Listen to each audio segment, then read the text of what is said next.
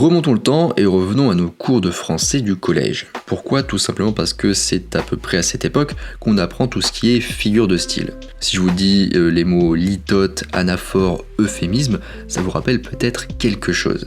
Eh bien, aujourd'hui on va parler de l'un de ces procédés, la métaphore.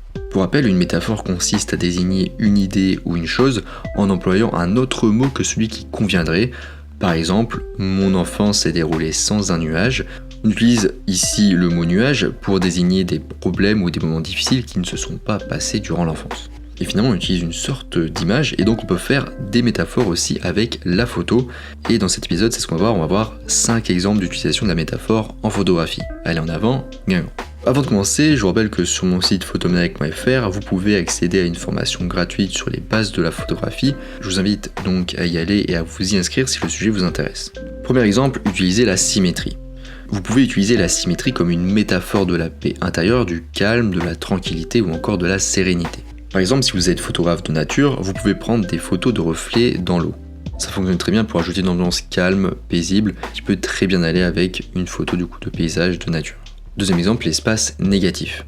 L'espace négatif est un grand espace uniforme qui se trouve dans une photo. Normalement, en général, c'est au niveau de l'arrière-plan. Il peut s'agir par exemple du ciel, d'un mur ou de toute autre partie de votre image qui est vide. Vide dans le sens où il n'y a pas forcément de texture et c'est uniforme. Donc je vais donner 2 exemples. Ça peut être par exemple une personne se tenant au sommet d'une montagne entourée d'un ciel bleu. Cela va créer un sentiment de victoire et de possibilité.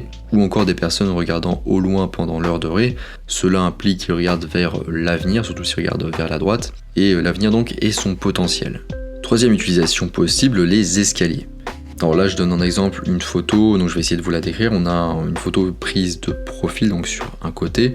On voit un escalier de profil, du coup, qui est parfaitement droit. Hein, c'est pas un escalier en colimaçon. Donc l'escalier, il part d'en bas à droite et il monte jusqu'en haut à gauche. On le voit de profil. Et en bas de l'escalier, on a un petit garçon. Donc si vous voulez voir la photo, n'hésitez pas à aller voir la vidéo qui se rapporte à ce podcast. Et cette photo, c'est un excellent exemple de la métaphore visuelle. On a un enfant qui semble considérer les toutes premières étapes de sa vie comme un grand défi.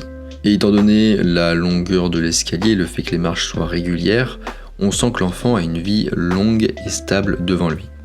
En soi, les escaliers ne sont qu'un moyen d'accéder à un autre niveau.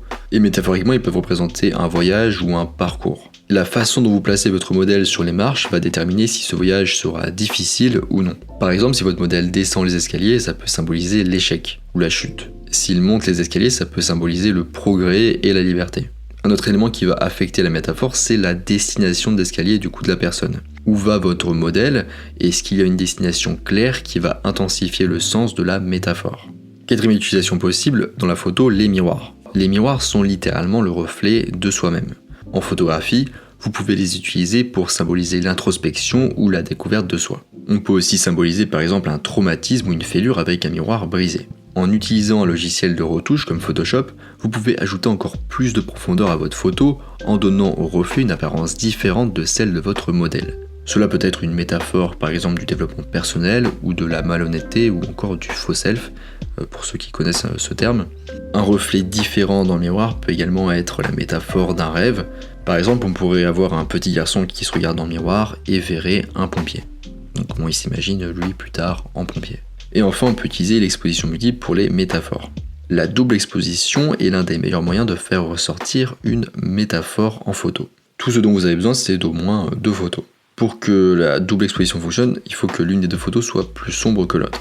Donc la double exposition, j'en ai déjà parlé dans un autre podcast, une autre vidéo, j'ai même fait un article à ce sujet, donc n'hésitez pas à aller voir tout ça si le sujet vous intéresse. Dans la photo que je prends en exemple, donc, qui est visible sur la vidéo, on voit en fait une personne et en elle en fait on voit une ville. Dans cet exemple, on peut considérer que les villes sont à l'opposé de la nature et qu'elles peuvent souvent symboliser l'isolement ou la solitude. Donc cette double exposition semble être une métaphore visuelle du sentiment de solitude parmi ses pairs dans un monde occupé. De nombreux photographes fusionnent des silhouettes humaines avec des paysages naturels ou urbains ou encore des textures ou éventuellement des objets. Imaginez par exemple la fusion entre la silhouette d'une personne et la photo d'un livre ouvert. Si vous positionnez le livre au milieu de la tête, il pourrait symboliser l'intelligence, l'amour de la lecture ou encore la rêverie.